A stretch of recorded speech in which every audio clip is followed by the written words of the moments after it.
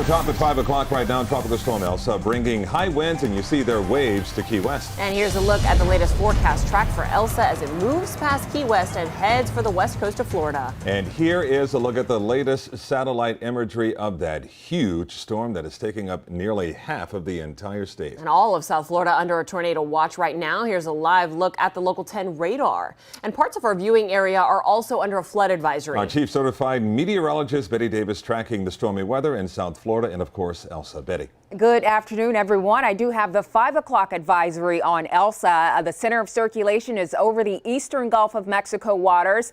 Maximum sustained winds are at 70 miles per hour as it's moving north at 10 miles per hour. And that center is 155 miles southwest of Tampa, Florida. The center of circulation, of course, pulling farther away from the lower Keys. Here's the projected path again. I do want to point out that it is scheduled to make a landfall along the west coast of Florida, north of Tampa, at some point tomorrow morning. And notice it's also forecast to become a hurricane. Right now, the winds are at 70 miles per hour, and there's not a lot of difference between a tropical storm with 70 mile per hour winds and a Category 1 hurricane. But officially, it is forecast to become a hurricane before it makes that landfall. So from Tampa to Cedar Key, that's where the hurricane warnings are in place.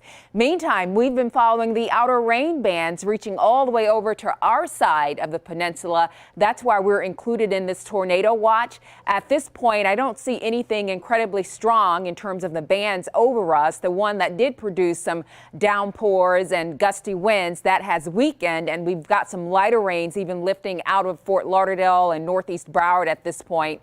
Flood advisories until 5:45 around Hollywood, Aventura, down towards Surfside, because when the rain did come, it unleashed about 2.5 inches pretty quickly. We'll get some dry time, and then we'll have a few more little lighter showers rotating in. We'll watch and see if anything tries to spin up.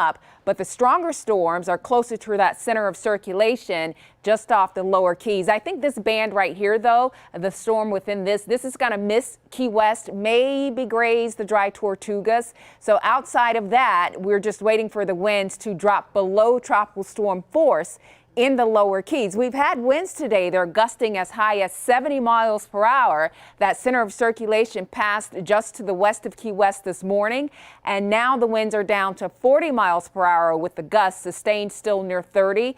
Around about 6 o'clock this afternoon, just before the sun goes down, I'm thinking these winds, the gusts, will start to drop below tropical storm force. So that's what we have right now as we continue to track Tropical Storm Elsa, forecast to become a hurricane, but as it stands right now, almost there with maximum sustained winds of 70 miles per hour as it's battering currently places like Fort Myers, sending in plenty of heavy rainfall and gusty winds.